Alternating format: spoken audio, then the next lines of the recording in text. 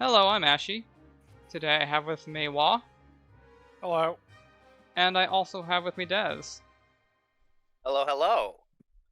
So previously we talked some about what we think might make a good player and also dump some trauma. Today we're gonna try and get a little bit into character creation, discussing kind of how we conceptualize and get to the characters that we kind of want to play. And also talk about what you need in a character to make it runnable. So, what we've decided on is the DM will actually generate a character here using the SRD method. But first, me and Des are going to go through the process that we make characters, which is vastly different to how the SRD either wants or expects you to do. There's no hard set rules. But it's good to know there's a baseline. But that's not the only way to do it. So I guess I'll start off with the fact that my method is pretty unusual. I typically start with art or what I want my character to look like before I even have a concept behind them. And then I will usually bend the concept around the character's appearance, and then I will give them a backstory. Damn, that backstory coming last. Mine tends to be more mechanics focused. I will see something I want to do. It's either a jank combo or a particular thing. As with Jack, it was I want to be a luckmancer. I want to fuck with the dice. And then it becomes backstory, then maybe how they look, and then personality. There's definitely been times when we've been in character in the game. A few sessions and it's like, how much do you weigh? What's your eye color? I don't know. I didn't think about it. So until certain things like that need to be established as far as what the character really looks like beyond what they're wearing, what they're wielding, my characters tend to occasionally be weird grey humanoid blobs. As for me, since I typically start with art, if anybody asks that, I usually have a very solid idea of what they're going to look like, at least at the beginning. Because remember, even if you have art of your character, as they get new gear, that art will change. True. There's also the personality. And a lot of times, you might start a campaign with a character a little bit unsure and you need to feel them out. Not really having much of a defined personality, habits, being a fully fledged, true, independent, different character to you, it does take some time to feel out. It might be 2, 3, 4 sessions in before you get into a role, so don't stress too hard on being a big charismatic goddamn hero with his own person, with his ticks and his foibles and his fucking catchphrases or whatever the hell it is. They will come. They will eventually kick in. It might be another player's fault making a stupid joke that it kicks in and you just adopt it. It just tends to be that way. I mean, let's be fair. When I first created Amala, in my original idea, she was going to be the quiet, friendly, more shy and inoffensive bookworm. But when I realized that the other players were not going to roleplay as hard, I realized that it was going to be pretty much Jack monologuing most of the session unless I was like, yeah, no. So pretty much into the first session, I was like, no, this personality isn't going to work. And then she warped into a completely, like, arrogant and in-your-face pain in the ass. A lot of the dialogue in this particular campaign is just Jack and Amala just quipping and arguing with each other. That's a quite occasional. It is a lot of fun. Bobble. It is a lot of fun. What? And Caffling the Slayer. There's the occasional quips from them too, when they add in. Oh, sure. The other players can be funny. They are funny, but the personalities aren't as strong. That is another thing you will encounter with games, is that some people are more submissive, introverted. What fucking words do we want to use here? Some players are naturally quiet. And some players are naturally very forward, very opinionated, and they always have something to say about what's going on. It's not ideal sometimes, especially when you've got one player who is the driving force of everything. I've been in a lot of situations like, I'm not going to be the protagonist this time. I'm going to make a support character who's going to stay back and let someone else have the limelight. And now I'm the face. It happens. So there's a lot of these things you either need to feel out, let people develop and get into their roles, and not worry about it. Because I know a lot of people have come to D&D from Critical Role or these generally YouTubed adventures where you get your expectations set with a certain thing. You want your DM to be Matt Mercy. I was going to say you want your rogue to be fucking Liam, but fucking Vex with his stupid talk down to you real talk voice annoyed the shit out of me. Don't do that. Don't be Vex. Be the chick Vex, not the boy Vex. Vex was the chick. Vex was the ranger. Vax was the Vax. rogue. Don't be Vax. There we go. Behold Sorry, my crit crit roll roll lore. enjoyers, but I kind of hate that fucking character. Oh shit, that's my opinions again. Yep, Oh, no. there's your opinions again. I know. Now Wait, we've didn't we lost, establish now we've you lost did- the Critical Role crowd. Hey, Didn't we establish you didn't have no. opinions? You only knew facts?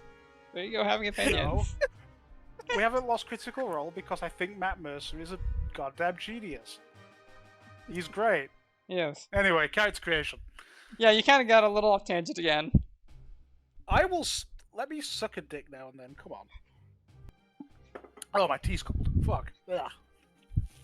I think that was one of us getting demonetized again. There's no monetization.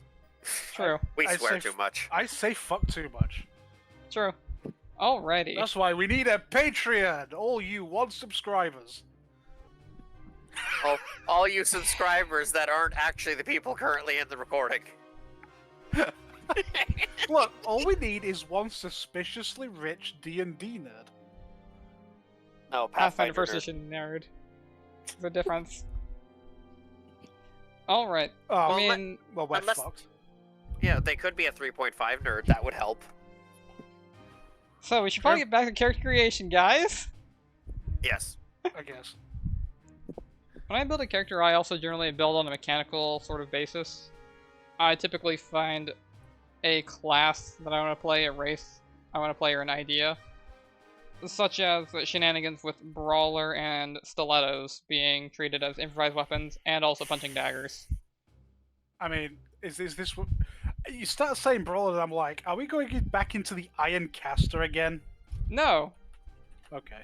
This is going into a Step on You Mommy build where you wear stilettos, Shikigami style, and then kick people for Shikigami damage off of your stilettos. Which are Ah. also punching daggers. Okay. Sure. Yeah. Or how Elma started out Fetishy, as, but I yeah. want to play a Agent of the Grave. So, you said you were going to start with a basic fighter for this, right? Yes. Basic fighter, what race are they? Are we going human? We're gonna go human. Not that there's anything wrong with humans. I No, used humans to are play fine. humans. That Humans are extra great. feet, though. Extra feet. So, when it comes to generating a character, actually getting into it, one of the first things that you'll probably be doing is you'll be generating your characteristics. Your stats. Your attributes. They're called attributes, DM. Listen here, you little shit. Anyways, there is a standard array. We're not going to be using that. Are we rolling dice? There is a point buy system. Usually for PFS, you would use a point buy value of like 15, I'm pretty sure. We don't care about PFS here. We do occasionally point buy here.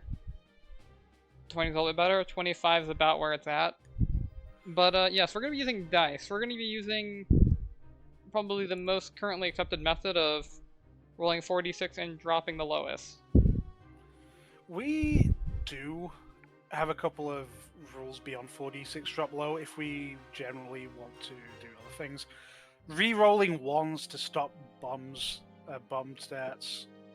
You probably don't want to do that.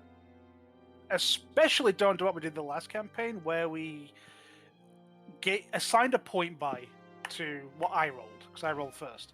I ended up with something like what was it, 56? A point buy of 56? You had a point buy value of 45 exactly. Oh, okay. point by value of 45, which is well beyond the heroic, and that was the metric everyone else had to roll to get. It has resulted in a spread of stats that are just monstrously good across the board, often carried by stats. It was a bit of an experiment, a bit like our experiment with Mythic. Probably not do it in future unless you want your players to roll around being gods and monks men. Which you might. However, the upside to it is that it does keep everybody on a low playing field. If you're using dice, some people get really low stats, someone might get really high. The person with really low stats might be a bit upset that they're actually a bit of a pleb. So it is down to you as the DM, or speaking with the DM as a player, to try and level it out. Point by does it all for you, but everyone tends to end up with the same array. You know, a 16, 16, 14, a bunch of stats. Or you can save some points by going odd numbers, so your ASI, as you get every 4 levels, bumps you up another tier. So that can, waiting for your ASI and going for an odd number, will save you a lot of points and give you a better spread in the long run. Just to interject here a little bit for people that might not know, ASI is ability score increase. Yep, believe every it's 4 levels improvement, you but get a yes. +1 to distribute. This is a pretty good stat array. Is that a 90? No, we're dropping. Is that a 1 to drop? That's a 2. 15, 15, 16, 10, 17, 12. That's really good. There's not really a dump stat there. There's no dump Jesus. stat. There's no dump stat, so your 12 is going to go into charisma probably if you're just playing a basic fighter. Your +2 from human will get you, say, a 19 to your strength or constitution if you want to be beefier, and at level 4 that becomes a 20. Demigod in one of your stats by level 4. I'd take this array. I would not be mad. I would not be mad. Me neither. Yeah, no, this is a great array. Damn, we're generating a big boy today. He deserves a name with stats like that. He is now Norman, the mighty Norman. Norman from the city of D. D-Y. Now, Get it, Normandy? Okay, Homeland is now D. I mean, it's no worse a name than fucking Geb. I mean... How about Nex? Yeah, whatever. What? It doesn't matter. The point is, Norman from D is just as good as Norman from Geb. True. just to throw this this stat array into perspective, I have a character here that I had generated, and these are the stats that I did with a 25 point buy. It's definitely... Yeah, you do one thing well, versus that array, which is going to do everything pretty damn good, and one thing, probably strength, is going to hit real hard, especially at lower levels. You are going to feel the 19. Or if you've got the 19 in con, you're going to feel like a brick wall. It's going to be good. Good. Yes. I'm going to take a moment to calculate here. 7, 14, 24, 39, let's also be fair. 41. I think it's a PBV of 41. Hey, that's pretty strong. You are a goddamn hero from birth. The blessed birth you were.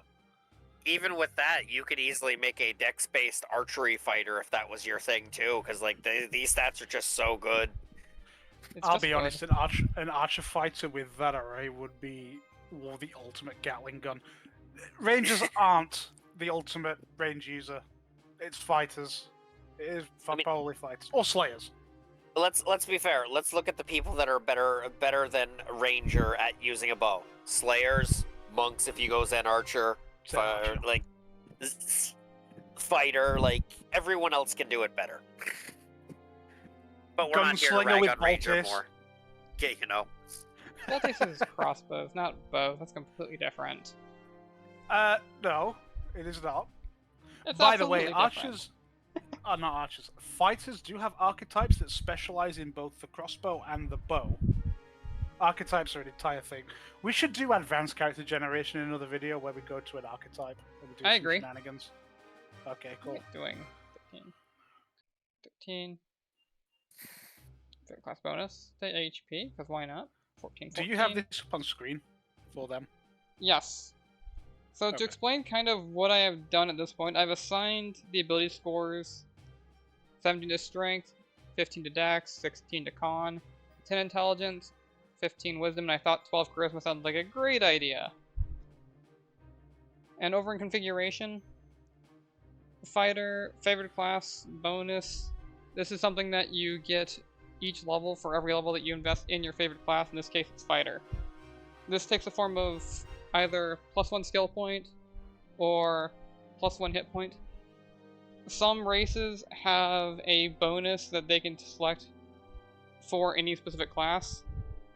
The one for Fighter, for example, for humans, if I recall at the top of my head correctly, it is a bonus to like a combat maneuver. I could be wrong on that. I have the. Hold on. Pathfinder. Let's have a look here. Alchemist, Arcanist, blah blah blah blah blah blah blah blah blah blah. Yeah, it's +1 to CMD when CMD. Add CMD? +1 to the fighter's CMD when resisting 2 combat maneuvers of your choice. They don't have That's to be pretty the close. same maneuvers every level. Either. This is true. But you do get to do this every level. On Change. how the DM just assigned their stats, having your wisdom not be that 10, be the dump, considering fighters' lowest save is their will save, derived from wisdom, you might be tempted. Here's the thing, if you want combat expertise based stuff, you'll need that int, or you spend your bonus on dirty fighting. We'll talk True. about that later.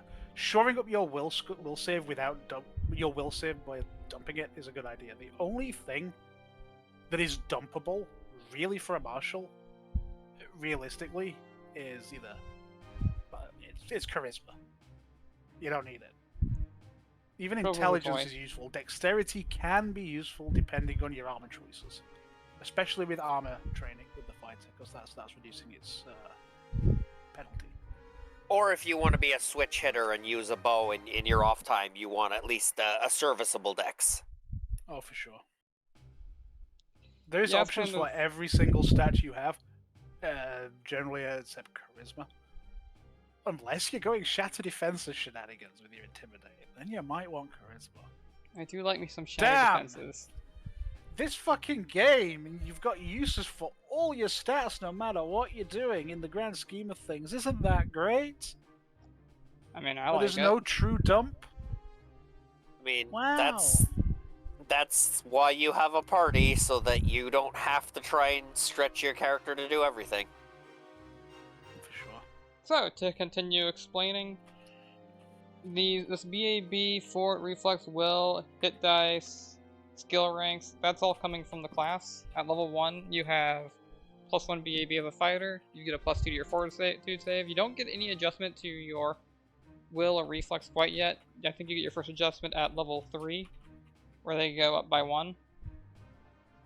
The skill ranks, 2 plus intelligence. As a human, I'm taking the default skilled and bonus feat. Skilled gives you +1 skill point per level. And they're not casters at all, so we're ignoring spellcasting. As a human, I'm going to assign the human +2 bonus to strength. Just push harder on that strength score. Well, we've got a Hercules now. We got a Hercules. And because we've got a Hercules, that means my level 1 feat is absolutely power attack. Yes, so, hey, we have a fighter here with 19 strength, a power attack, and probably two-handed fighting. This particular individual, let's say he's wielding a greatsword.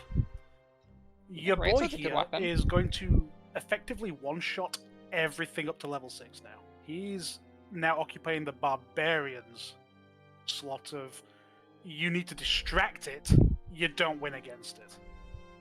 And because we are in fact looking at a fighter, weapon focus is absolutely a good choice for an early level feat. And if we're going to use a greatsword, Now, to explain these feats in a little more detail, Power Attack is a feat that lets you take a penalty to your attack roll to get a damage boost on your damage roll. It is twice as efficient for damage as it is for your minus. Your penalty starts at -1 and scales up every 4 BAB. So at level 4, the penalty goes from a -1 to a -2, but the boost goes from +2 to +4. Now, using a two-handed weapon, there's an additional adjustment here. It's 1.5 times more effective for a two-handed weapon than it is for a one-handed weapon. So, at level 1, that looks like a -1 for a +3. At level 4, that looks like a -2 for a +6. Oh yeah. And we just keep going up and up and up from there. Human gets a feat, a bonus feat. Fighter gets a bonus feat at level 1 because it's a fighter. And you get a feat just for being a level 1 character. You get another one at each odd level. And fighter progression gives you one at every even level, so you get a feat every level as a fighter. It's great. There is a point here to make that there are traits. There is a big list of character traits if your DM is allowing them. I was going to get One into of traits them- after a little bit, but yes. Yeah. Well, we're talking about feats and your starting feats. There is one called Anti-Hero, where you give up your hero points for another feat at level 1. So you start with 3 feats. I tend to go this route because the things I want to do are both feat starved, but also you can really kickstart all of your tax feats or your prerequisites as character generation as a human fighter with Anti-Hero, which then allows you to branch out into... I mean, you're a fighter, you're probably going to be 3 completed builds in a trench coat and a suit of plate mail anyway. So, to explain hero points real quick, it is an optional system that I use in all of my games. I also use anti-hero in all of my games.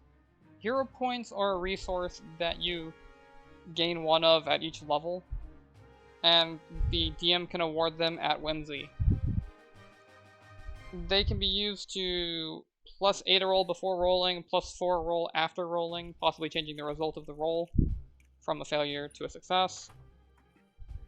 They can be used to reroll rolls, and they can be used to spend 2 to avoid dying if you would die. They also have a myriad of other uses, but most of those fall under special case uses. There's an entire list of all the things you can do with a hero point. If you're using the subsystem, it's a good idea to, become familiar with it. Like spending a hero point to interrupt whatever's going on in combat and take an immediate standard action. Oh yes, that's a pretty powerful use of it. It is. Being able to cast a spell to just go like, no, the boss is getting counterspelled now, or whatever you're doing. Hero points are strong. They're very strong. Anti-heroes where you take those hero points out for an additional feat, which is sometimes worth it, or if your feat started, it could be quite worth it to just get you started earlier. Yeah. Is it worth it? It depends on what you're doing. But I like feats, so to me it's usually always worth it. Feats are pretty nice. Speaking of feats, I owe our human fighter hero one more feat. So hear me out. What if intimidating prowess? We have that. We did take that 12 charisma, so we have a +1 to intimidate already. It is a class skill.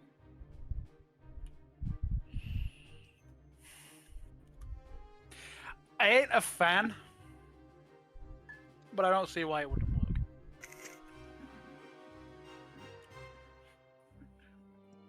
So this guy, he is also a little bit scary in his skill.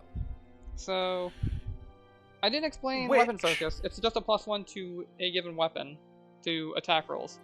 Intimidating prowess, it allows you to add your strength modifier in addition to your charisma modifier to your intimidate checks. True. And you have a lot of strength. And fighters don't really get a lot of in the way of class features. I think they get their first actual class feature that's not a feat at like level 2. in the form of like bravery, if I'm not mistaken. Are you mistaken? We'll find out really Yes. quickly. Oh, I Bonus am feat mistaken. and bravery +1. Really? Okay, I am incorrect. Bravery. It gives them a bonus against fear. It does. Bonuses against fear. If it's useful because of your low will save, it's very useful. But when it isn't useful, which is probably the other 95% of the time, it just sits there. A lot of players will be looking through their archetypes to replace it with something more immediately and more evergreenly useful. Bravery is not the most exciting feature. No. And like it is one that doesn't feel bad to trade out. It does scale up to a bigger number, so when it comes in handy, it's kind of nice. Like in this case, it might not be the worst thing in the world just because this fighter has 15 wisdom and has a decent will save for a fighter at level 1. Because decent parentheses for a fighter. That's very important to note. It's decent, but only for a fighter. I think this is the unfortunate part of things like just bare bones basic martials, is that cloak of resistance slot often does need to be a cloak of resistance, unless you have a mage who's got suppress emotions, things that can actually remove failed will save, derived effects off you. You're not going to be doing anything exciting with your cloak, because you're going to get to the midpoint in the game where you're desperate for that cloak of resistance. It is one of the big things I actually don't like about your marshals. Their will save is so weak, and failing a will save is devastating, especially if it's dominate or charm or something. You absolutely correct. need to be supporting your marshal. The caster, whether it's the healer or the arcane damage dealer, needs to have something in their back pocket that will prop up their big stupid guy. Because your big stupid guy will turn around and kill everybody. Yes, when the fighter makes a failed saving throw and turns around and starts smacking the party around with the greatsword. Lovely time. It ain't good. It just reminds me of that one time that the Hell Knight and Emerald Spire picked up the cursed sword, and we had to knock his ass out. Stat. Yeah, he needed putting down, and we need to retrieve that sword. So there are swords and weapons and armor in this game that they're intelligent items, and they have what is called an ego score. This ego score is versus your will save. Is it versus will save, or is it a charisma off? It's a will save. Against will save to not effectively take your body over and possess you. So when the detect magic is pinging up something particularly powerful, unless you've actually spent the time to identify it properly, you want to be a little bit careful, because you can immediately pick it up and suddenly become something else under the DM's control. It can happen, it has happened, and some of the adventure paths will make it happen. Be careful about powerful magic items. They're not all friendly. Alright, so let's talk about some skill ranks right quick. Since I'm putting in skills, I threw one into Intimidate because we're going to have a big scary boy. At level 1 with a 9 Intimidate is not bad for a fighter. It could go higher with a trait. So let's talk about the class skills, and you'll notice on screen that some of these are checked in, some of them are not. We'll use engineering and geography as examples because they're right next to each other. Our boy has 3 skill points, so they're not going to stay here, but as an example, I'm going to put a point in engineering.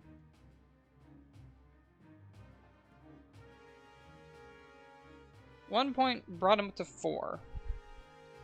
Now I'm going to put a point into geography. 1 point brought him to 1. Investing in a class skill is more efficient. The first point that you invest will increase your overall number by an additional 3. It's a one-time boost for your first skill point invested. But because it's a class skill and you've invested in it, as far as the game lore is concerned, because you've invested that point in, and it is a class bonus, you are suddenly, as far as a normal person is, very competent in that field. You are good at it. if you multi-class or use traits or some other means, whether it's a background thing the DM's given you because of backstory, a campaign thing, from however means you level up and then get more class skills, it doesn't actually override or remove previous class skills. They don't stack, but it doesn't lose you access to ones you've already got. True. Honestly, traits are a great way to get the class skills that you may be lacking if you want a class skill. And most of those will also just give you a cute little bonus. Like, say if we took a trait for Intimidate, more than likely we're going to get a +2 to Intimidate from whatever trait that is. Yep. Like, let's say that our boy Norman from the Land of D was an extremely fashionable individual. Now, if he that is a equipment trait, but it grants a social bonus as long as you are wearing enough wealth on your person. And if he's extremely fashionable, maybe we could say that our boy Norman from D has another trait, like rich parents, where he has like a starting goal of like what was it, 900? 900. So we get to skip rolling for gold, and just start with a whopping 900. Man, you're just building a character I'd build. This is just suddenly one of my fighters, and I love it. I like you, Norman. I was a bit leery about your intimidating prowess, but now I wholly support it. So we're gonna go ahead and put in these bonuses because my boy Norman here is gonna be starting off with an expensive outfit and some jewelry. I would like to add something, DM. Yes. When you have the big master list of traits, not all traits are made equal. In fact, there's going to be an entire category of traits that all do the same thing, but one of them is going to objectively be the best out of them. You're going to have probably 5 or 6 that give you class bonus Intimidate. The favored class bonus to Intimidate and a bonus to it. Some of them might give you additional effects to it as well, whether it be regional or who you're dealing with. Just know that don't take the first one you see that does what you want. Do a bit of research and find the best one in the slot for doing what you want to do. Because there's a lot of them, and a lot of them do the same shit, but worse. I mean, this is true. That's pretty good advice. It's also important to note that traits come in different categories. Like the two that we have here, one's a social trait and one's an equipment trait. Under normal circumstances, you can only have a trait from any, like, one selected category. Like, you can't have 2 combat traits. You can only have one and then one other. Most characters start off with 2. You can gain additional traits by taking a drawback. Isn't there a feat that trades into 2 as well? There is. There's a feat that trades into 2, and then there's also super traits that take up 2 trait slots that allow you to gain additional traits from a category. There's a lot of complicated things that we don't need to touch on. It's true, but it does just exemplify that there is tools hidden away that allow you to really tweak and tailor and very specifically make the character you want in a way that's not like, say, 4th edition or 5th edition, that's like, oh, we're going to have these background packages which tell you your backstory. This is purely mechanical tweaking down to very fine levels that also allow you to have the backstory you very specifically want. Region traits may inform it, religion traits may inform it, but they aren't giving you a background trait. You were the exiled son of a lumberjack and it did this and this. There's none of this shit. While they are useful, is there? Where? There's the trait Prince, where you are literally just a prince. This is true. Oh, shit. There is a couple of those too, if you want those hyper-specific ones. I suppose there is, but it's not an entire dedicated part of the building process where the character's like, right, now pick your background. We're telling you exactly where you came from. No, exactly. It's not mandatory like it is with the later editions. Yeah. Like, we don't choose backgrounds here. We choose some traits and they might be associated directly to our backgrounds. Or you could be a reactionary, which just makes you a little bit caffeinated. It's up to you. Oh, speaking of, there are some traits that are just do their thing. Reactionary gives you +2 to your initiative. Very popular because it's very good, especially if you're a caster. You want to be going as first as possible. Unless you're Jack, then you want to be going in the middle of someone else's turn. Caveat. Isn't that just extra reactionary? Maybe. What's my goal? Go first so I can go during the first turn of somebody else's turn. I mean, to be fair, that's my character I have built later, no Freya, is it does want to go first, because one good mind control spell will end the fight before it begins. Oh, for sure. So, there's a lot of traits that do a lot of different things. There's also some traits that really do, I say interfere, they alter how you would play. Like, there's the whole magical lineage that reduces one meta magic by a level, so you've got Shocking Grasp intensified at +0. There are things that will warp your build, but you have to intentionally pick it and you have to plan around it. So, traits. They're very important if you're allowed them, and they can do a lot of very strange things. Don't ignore them, because they will just make everything about you better. Your character better. Yeah, I don't think traits are an optional system either. They're just an easy system to forget. Well, that's why I brought it. Like, people often forget about their traits. I've built characters and went, shit, I have no traits. So even I can forget they exist. I didn't, as you can tell, I already had a couple picked out that I wanted. Yeah, good. The DM is prepared. Shock and horror. Oh shit, who would have thought that coming? Not me. I'm surprised. Alright, let's Anyway. see. Our boy Norman from D. I should probably talk about how I got to his hit point total of 14. So, Sure. each of these classes, they have a hit dice, right? We discussed these previously in that prior video where we were talking about all the classes. A fighter is a D10. At level 1, you start with a maximum roll of whatever your dice is. And this is the dice that you roll whenever you level up for your hit points to add on to. You also add on to your Constitution modifier. In this case, con of 16, that's 3 extra hit points. And you get that at every level. In addition, Norman here took the favorite class bonus for hit points to go from 13 to 14 hit points. I know, amazing. 1 extra hit point. Look, but it's 1 extra hit point look, potentially you're per playing level. a fighter. Yeah. You're playing a fighter, okay? Hit points is just... Hit points is never a bad thing to take. No, it's Like, not. it's like, oh, my favorite class is garbage. Just take the hit points. Yeah, or just hit if hit you points. really just want, if you're hungry for skills, you can always just take skill points. That's true. That Like, might be relevant. No, no, I'm wrong. I was going to say it's relevant for prestiging. That's a 3.5 thing. My brain. I mean, it is kind of relevant for prestiging as well. Don't you need ranks, though? And your favorite Yes. class bonus isn't a rank. Your favorite class bonus gives you an additional skill point. That's a skill rank.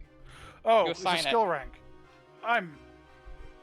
Never mind, they're important. If you need to qualify, if you're a fighter and need to qualify for a prestige, you might need that to qualify as early as possible. And with your This is base why- on a fighter of 2 plus your intelligence, you're not swimming in skill points. This is why I needed to chuck that monster. Christ. Absolutely. So, let's see. I guess we should probably explain these numbers, CMD and CMB. So your combat maneuver bonus is what you use if you were going to combat maneuver at somebody. Like if you wanted to, say, trip them, push them, grab them. That's what you Disarm. roll. I don't recommend you using those unless you're building specifically to use those, because in a lot of cases you'll be punished for using them if you're not built for it. Mm-hmm. It is by default derived from your base attack bonus and your strength modifier, which is why Norman from D here has a bonus of 5 plus 1 BAB and plus 4 strength. CMD, a bit more relevant to literally everybody. It's derived from your BAB, your strength mod, and your dex mod. And then you add 10, because it's got a 10 base. Which is why my boy here has 17. 10 base, plus 1 BAB, plus 4 from strength, +2 from dex. And it is the defense against all these shenanigans. Creatures will probably be built to do shenanigans if they're wanting to do them to you. Like grapple monsters will probably grab. And that's your opposition right there. That's your defense against it. In any of these games, though, you are always going to encounter, you're going to have really high AC, you're going to have really high CMD, CMB. You're going to come up against monsters whose speciality is to do this one specific thing, and no matter what your stats are, it's either going to hit you, it's either going to grab you, or it's going to do something to you. Even if your saves are really high, your reflex save, or your will save, or your fortitude save, sometimes there is a creature that has just such a high DC because it's so specialized in it that no matter what you do, you are not resisting it. You mean like no Freya? I was talking about monsters, but yeah, we have a character. They have a character in the work that's going to pump their DC so high that success not possible to resist. It's one of Dez's. Yes, the having all the initiative abilities to go first and then take over the biggest threat on the battlefield. So, I mean, that is true. There is the option to do that kind of thing with a player character as well. It's like, oh, this monster is never not missing. You can get there yourself. You could be the boogeyman. It's a little bit harder But if to you're going do to be the for a player. boogeyman, You it's have to going do to be things legitimately. Sure, but it's doable. You are weakening yourself in other areas, though. But that also generally applies to the monster that's hyper-specialized as well, where it's not particularly competent at anything else. It might be hit points and a grab check. A grapple check. That's Yeah, all it is. it'll probably have a lower armor class, or maybe its saves won't be amazing. Yeah. It'll be abusable in some way, because that is a nice thing about Pathfinder 1st edition. Things are built on what their bases are. Like, every fighter will probably have a not very good will save and a not very good reflex save. But they'll probably all have pretty solid fortitude saves. But you can still fireball them or mind control them all day. I mean, that is the big issue we had with 2nd edition, where monster stats don't follow any kind of rule set or framework for the most part. They're just arbitrary, and they just have all these things. Why do they have those things? Because the stat block says it does. I wouldn't say arbitrary. I will say that they don't feel like they have a weak spot to exploit.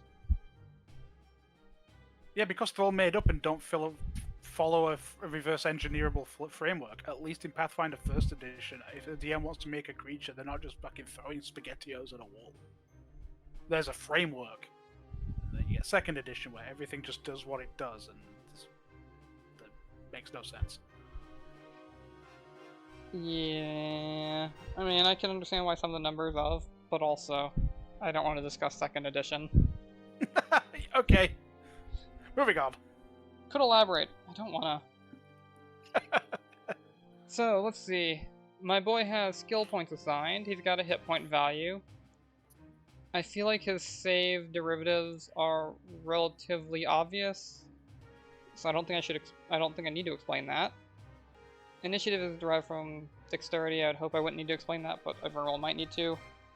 Maybe we should buy our boy some equipment. We're gonna skip rolling them numbers for his equipment, and I think my boy, his first buy, he probably wants to buy that greatsword. The greatsword of his dreams, probably. Unfortunately, he can't afford it yet, so he'll have to settle for a masterwork. That masterwork greatsword at level 1 will be the equivalent of another source of weapon focus. It is another +1/2 to hit. Masterwork weapons don't do more damage, but they are more accurate due to their ease of wielding, their fine balancing, and blah blah blah. If you can get your hand on a masterwork weapon from level 1 and then as you are going forward, for the first couple of levels, it will absolutely skew the accuracy in your favor, just because of how baseline. It's AC probably is. also worth mentioning, masterwork equipment can be enchanted. Your baseline non-masterwork greatsword, you can't throw an enchantment on it. But a masterwork greatsword could be enchanted in the future. This is where you would end save up you, with like- considerations of your character with, like, let's say you start with a 9-ring broadsword. A D10 is basically a two-handed weapon. It's just very good. Maybe this is your forever weapon. Well, unless it starts Masterwork, you'll need to buy a new one. All right, maybe Now, that maybe I doesn't- should break down what people are seeing here for attack rolls and damage rolls real quick. Alright, let's not talk about the specifics of flavoring stuff and do actual mechanics. Good idea. Alright, so we're talking about a melee weapon. I'm not going to fill in category or type here, because I'm lazy. And it's normally not going to be terribly important. Typically, you'll know what you're wielding. So, the attack roll is derived from base attack bonus and strength. Additionally, because it's a masterwork weapon, it gets a +1. Because a weapon focus, it gets another +1 to hit. So we wind up with a +7 to attack. Which at level 1's not bad, it's pretty solid. It's actually really good at level 1. And for damage, we're looking at 2d6 +6. That +6 is derived from strength, but because it's two-handed, you get 1.5 your strength. 2d6 +6. At level 1, that's a lot of damage. Well, at level 1, your flat base damage is enough to kill the average basic goblin. So, Yes. no matter what you do, as long as you hit with that weapon, things that are a group of encounter monsters are not going to survive that weapon. They physically cannot survive it. I'm gonna create Which another feels variant real down here. good. I'm just gonna create another one down here that has power attack enabled to show the difference, and why power attack good. So, in this other example, with power attack enabled, you're looking at a +6 to hit, which is -1 less. Feels less good at early levels, but the trade-off of +9, you're probably one-shotting things that are just outside of your normal category at level 1. And bosses are now a little bit in trouble. Well, yes, because you're looking at a situation where your basic goblin 6 HP, you kill them. Now your minimum damage is, what was it, 9? Yeah. Your minimum damage is now 9. Now, Well, your unless minimum you roll damage is technically snake eyes- 11. Oh, 2d6 sorry, plus your minimum 9. damage is 11. Which means, unless you roll snake eyes, you might be fighting another class-leveled enemy. Let's say it's another human fighter. It's a bandit. He's the bandit boss. And he's allowed a class, because the average character is actually CR2. So, you're fighting this. If you hit him, odds are you've just one-shot him. So, no longer are you the bane of basic CR1 third monsters that you're going to be seeing. You are the bane of people just as strong and scary as you are, because you will cut them in half. Norman can cut himself in half, confirmed. Exactly. Someone as strong as this absolute Goonlord is not surviving Norman. Without armor, Oh. that's definitely 18 hitting. slashing. Yep. That might kill a level 3 character! It could. Probably not a barbarian. Maybe not a fighter. But a wizard or even a cleric? Possibly. A rogue. A rogue is definitely fucking on the ground. Alright, maybe we should give our boy Norman some armor. We've already burnt like, what, 320 for the Masterwork Greatsword, so we're down from 900 to 580 if my math is right. Well, luckily, masterworking your armor is only 150 gold. That's true. Like with enchanting them, it's half the price of a weapon to do armor. That doesn't apply to special materials. Getting a full plate of, say, mithril is going to set you back nearly 11 grand. That's true. Mithril expensive, but also Mithril worth. expensive, yo. I mean, it's not the most expensive though. Like, it's more affordable than, say, orichalcum or adamantine. Sure, but mithril gets more general use without knocking down the category of heavy armor to medium to do a little bit more funny shenanigans with. Or in our boy's case, because he has good dexterity, he'll actually yeah, get. making the armor go further, getting more of his dexterity out of his armor. But let's not forget, he's also a fighter, so he won't actually training? need mithril. Armor training will eventually cover it, unless he gets Well, you could end really up, high dex. You could end up with high dex from your belt of physical might, whether you got your big boost to say strength and dexterity because that's what dropped. then you Yeah. could actually have an abnormally high AC just because you went this way. Yep. And you add on your other magic items that you'll eventually have. Hmm. Yeah. Norman could be a thick boy. Well, it just goes to show that Dex isn't a dump, because throwing some decent boosts into your dexterity statistic will increase your tankiness. It's not represented by your sheer brick walliness like your constitution and your armor. It's representing your ability to mitigate and use your armor to dodge blows, and making your armor lighter to allow you to be a bit more agile to use, say, the pauldrons or whatever to deflect more blows. It's just homogenized into this is your AC. It's abnormally high because of your dexterity and your armor customizing, and then how you'd flavor that. Important. Yeah. So let's actually give him an AC item. Shoot, what can he afford? Off the top of my head, I don't remember heavy armor prices. Though maybe we just give him, say, a chainmail to start with, because he has the dexterity for that. Sure. And I believe that only costs 50 at base, so Masterwork would cost 200, which brings him down to around 380, which means he can still buy his kit and his expensive ass clothing to proc his trait. I believe that's 6. We can ignore these. It's medium. It's max dex 2. I don't remember what its check is, and spell is irrelevant. You What's want it like? your Probably chainmail. Yeah. The medium one? Yep. 150 gold. It gives you 150. plus Oh. 6. Yeah. Okay. It gives you plus 6 to your AC. You've got a max dex bonus of plus 2, and the ACP is minus 5. It does All right. lower your base move speed from 30 to 20. I mean, that's fine. He's a fighter. The moment he gets armor training, he ignores that. True. Alright, and being Masterwork, it means that this check bonus goes from 5 to 4. Now, you might be wondering what that check penalty actually is, so let's roll over to skills. Alright, so you may notice in this example here, acrobatics going from the previous 2 down to -2 suddenly. Your armor check penalty applies to your dexterity and strength-based skills. And if you're not proficient with your armor, it'll also affect your attack rolls. For Norman, it's probably not the biggest deal. He still has a decent climb check. He probably doesn't want to go swimming though at a 0. Proficiency with armor are important because, yeah, affecting your attack rolls. Imagine all of your attack rolls being at a -4. That's basically curse levels of pain. It is, but there are certain armors that you can reduce their ACP down to 0. Absolutely. And shields. The Mithril or Darkwood Buckler is the classic. So if you're non-proficient with armor or a shield, what you can do is find a way to get the ACP to 0, and then you no longer actually need proficiency, because it has no penalties it could apply to you. That's true.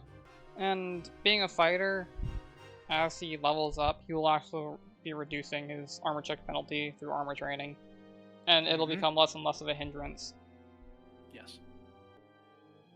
I really do enjoy that there's no system saying you're not proficient, no, you can't do this. If you can make something that feels like you're wearing nothing at all, you could absolutely Ned Flanders something you've no business wearing. I mean, there is the exception to that rule in the form of arcane casters. Because armor also has this thing called, what is it, arcane check penalty? Spell failure. It's spell failure chance. Spell failure chance, but that only applies to arcane spells. Yep. For some so reason. Remember, if you're a divine caster, you completely ignore spell fail chance. It is arcane only. Yeah. Because wizards have a hard time wearing full plate. A cleric just prays and hopes. Hopes and dreams. They work out hard Hopes enough. and dreams. But our boy Norman, he doesn't care about spell failure. He doesn't cast spells. He casts Greatsword. He casts sword. Alright, so if it costs 150, minus 150, that's 300. He now has around... Ooh, he's only got around 280 to play with. I mean, that's still enough for some clothes. We'll give him a nice Royals outfit at 200. That should satisfy most requirements. And he's extremely fashionable. And for the rest of his gold, he probably doesn't care where it really goes. He could buy a crossbow. Or other things, I would recommend that he buys a fighter's kit. So, Ooh, actually, now we're speaking about kits. What's the melee contingency kit cost? I mean, it's cheap enough, but if he doesn't spend enough money on his clothing, he can't use his straight yet, so he'll have to put it off till later. That said, it's not going to probably break his heart too badly if he can't have his trait. So, kits. They're basically a pile of gear at a discounted price. A fighter's kit, for example, should have everything that a fighter needs at start, including food, rope, a sleeping bag. It's basically just an adventuring kit for given class. And just has what starting items they could want or need, generally speaking. Rogues will get some lockpicks, won't they? If I recall. I think they get a, I think rogues do get some tools for lockpicking. I also know that they get caltrops and I think ball bearings. I mean, that's fair.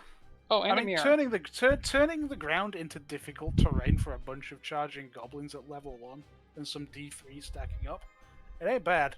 It will whittle them down. It can definitely be helpful to a rogue, because rogues are a little bit squishy otherwise. Mm-hmm. Though, as I recall, their kit was a little bit more expensive because of all the extra stuff they get. Yeah. But that's kind of also fair. And any tool that they get from their kit will probably get replaced as soon as possible, because Masterwork tools... that +2.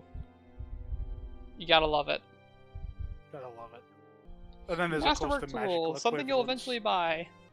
They can be applied to almost any skill reasonably.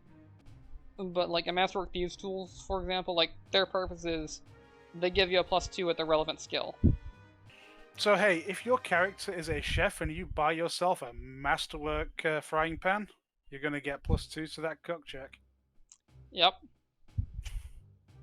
By the way, professions, they allow you to do that. You can have a profession in damn near anything.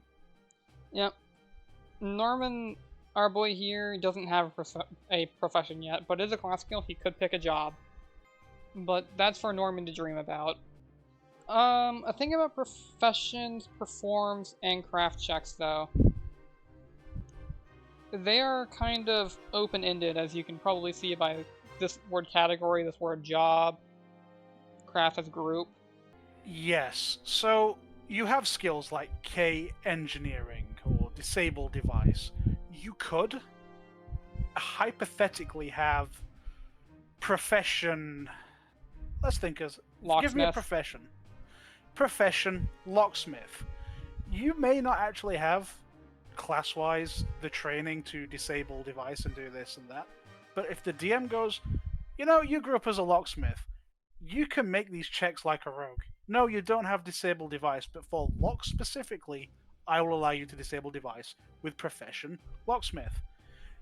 For things like wisdom-based or high wisdom characters with low intelligence, it is absolutely invaluable for filling in skill gaps for your character.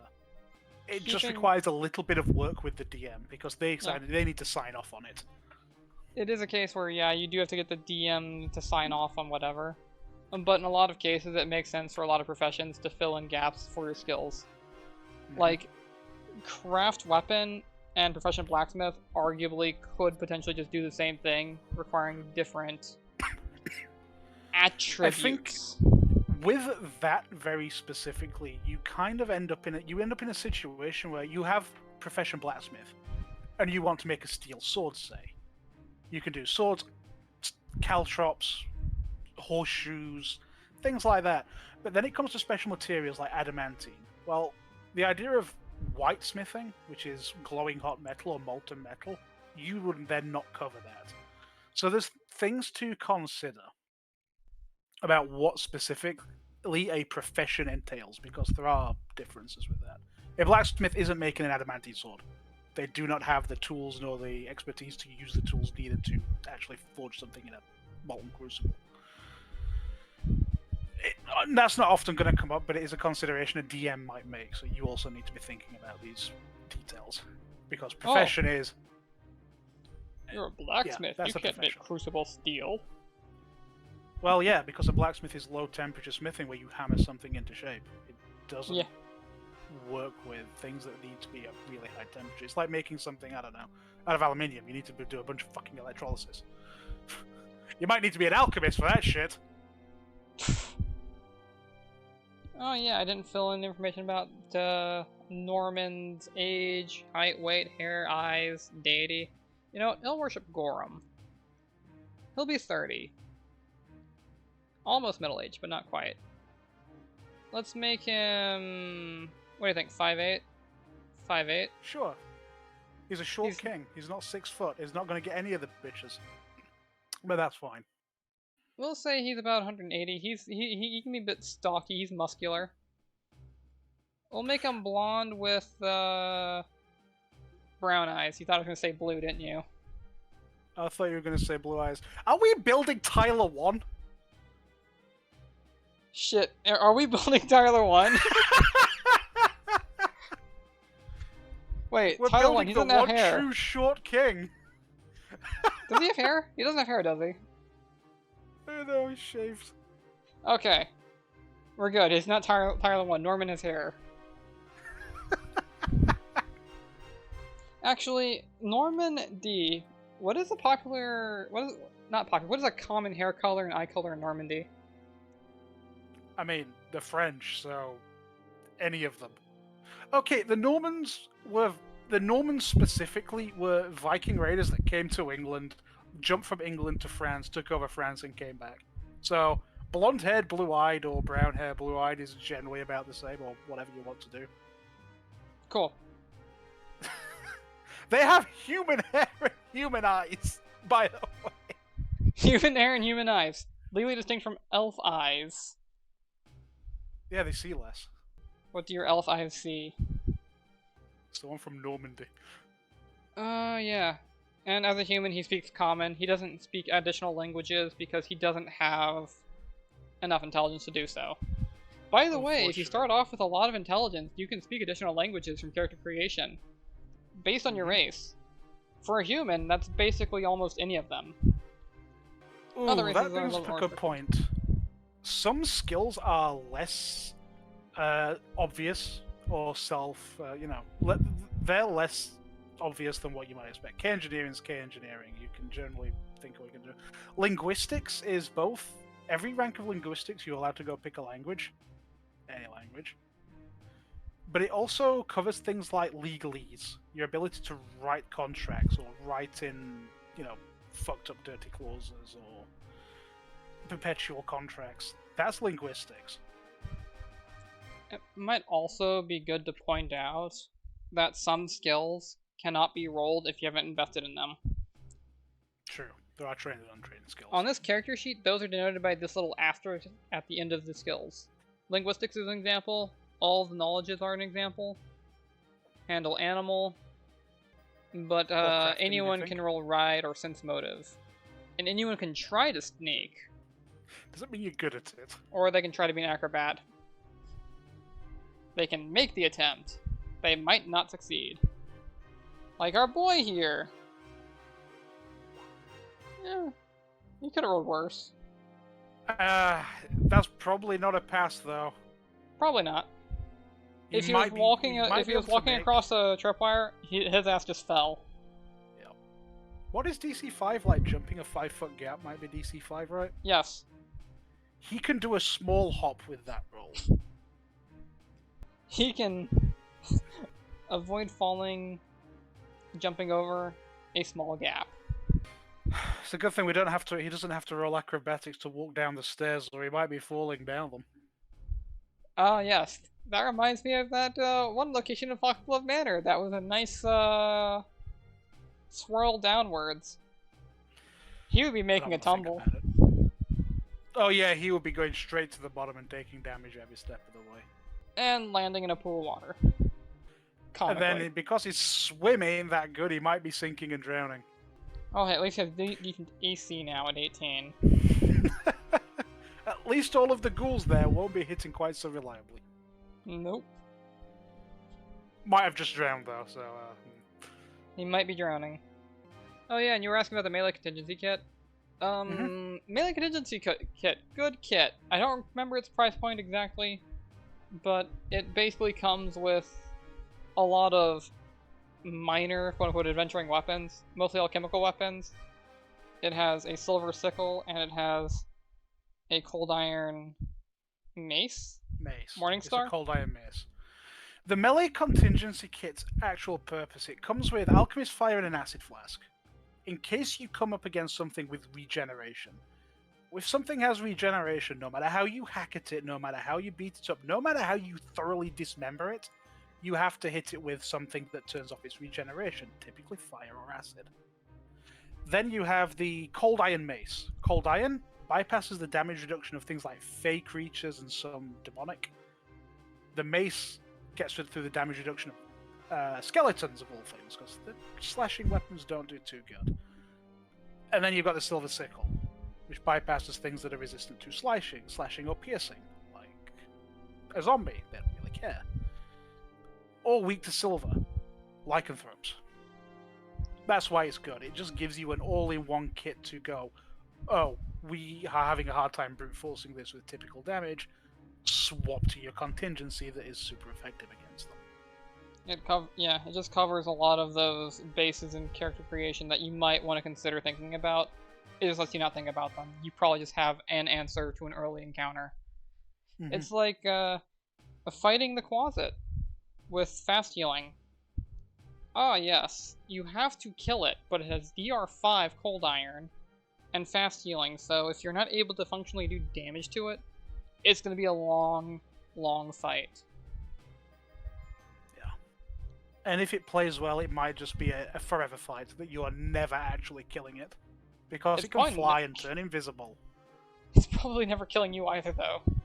Quasits aren't sure. exactly threatening. But... Yeah, but the Quasit as a monster's job is to delay and remove player resources. The things it does to annoy you are far more valuable than things you do to annoy it. Yeah. But you have that cold iron mace, you can give it a bonk on the head and actually hurt it. And if someone's good at grappling, you can grab the little fucker. Maybe. Yes. You can grab the little fucker through invisibility. Where are we at character creation now? We're getting close to being done. We're about done. We've covered equipment. We've talked about why you might want some equipment choices, even. We've talked about traits. My boy has traits selected. We've talked some about feats, but not in depth. Granted, feats in depth, that would be a whole nother freaking video in itself. Well, there's a master list of feats that is probably in the 500 mark. There is no way to go over them. There is probably a way to go over the basic staples. Power attack, cleave, vital strike, iron will, reflexes, fortitude. There's things that are a staple, but there's so many to cover. There's too many to cover. There's a lot of feats. They're much more on a build-by-build basis. Mm-hmm. I plan on covering style feats eventually, but none of these are style feats. Power attack, however, staple. Valuable feat. Any full martial wielding a one-handed or two-handed weapon probably wants it. It's just too. It just gives you too much value out of it, especially on a two-handed power attacker. The other two feats here are a little bit less generalist. Intimidating prowess is valuable if my boy here, Norman, goes into shadow defenses or some other intimidate styles. Being a fighter, there is absolutely room to do so. Because of your sheer amount of feats, there's no reason not to, because that shatter defenses can come in clutch against high AC enemies and actually allow you to hit them. Yeah. You dazzling display to intimidate a group, and then proceed to just beat on the group. Yep. Let's see, is there anything else here that warrants explanation? No, I think that's about everything.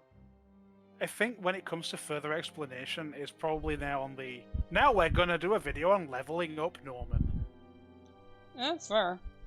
And say you've got a chunk of gold from your quest. You've leveled up, and you can now go buy magic items. What would you consider and why? That's also a valid thing to consider. It's in a most thought. cases, Maybe we use Norman and we simulate him level. Every so often we'll do a video. It's like, okay, we're going to do low-level leveling up and low-level choices. He's just come off his adventure. Then we do mid-level Norman. Now you're getting into the spicier, weirder items. You know, Then we start to do I a build, like it. and why we do a build. Gear him, kit him. I like it. Maybe we can even put a monster on this field and have him fight it. I mean, I'm all down for a mock battle. But, I think we're about done with Norman for this video, at least. Oh, for So, sure. do we have any closing thoughts? No, I've said everything I need to, and I've said a lot. Alrighty. Des? As for me, I kind of think that everything was pretty much said here. Overall, character creation, it just comes down to your preference. You can start with art, you can start with background, you can start with a jank mechanic that you looked at and went, ooh, this could be fun. Hello! Hi. That's me! I like to start with classes. Yeah, I guess you could start with classes too. It's like there is no hard press rule. So just try to have fun with it. I mean, I was having Alright. fun with Norman. What a guy! I'd Isn't- have you a know. beer with him. He kinda came out as an absolute unit, didn't he? He did. Norman for leadership cohort. Oh god, talking about fucking leadership. That'll be a That- video. That deserves a video on its own. It really Yeah. does. Well, It's the yeah. one feat that gets banned at most tables. Oh my gosh, we should invite Nerdy to come talk about his favorite prestige. Is that What is Noble it? Scion? Noble Scion? Noble Scion. Yeah, the one that can actually just perpetuate an unlimited army. Yep. There's some jank. That's a video for some jank later. 'Cause, Yeah, jank boy, videos we would know be some fun to jank. do. It's going to be up there with the Mammoth Rider with 16 gargantuan creatures and the DM hating your guts. That one is jank that needs more glue. Mhm. Noble Scion doesn't. Noble Scion's its own glue. But yes, if you enjoyed, consider leaving a like, consider subscribing. Thanks for watching. Have a If good you one. have ideas that you want us to cover, by all means leave them in the comments. And yeah, goodbye. No.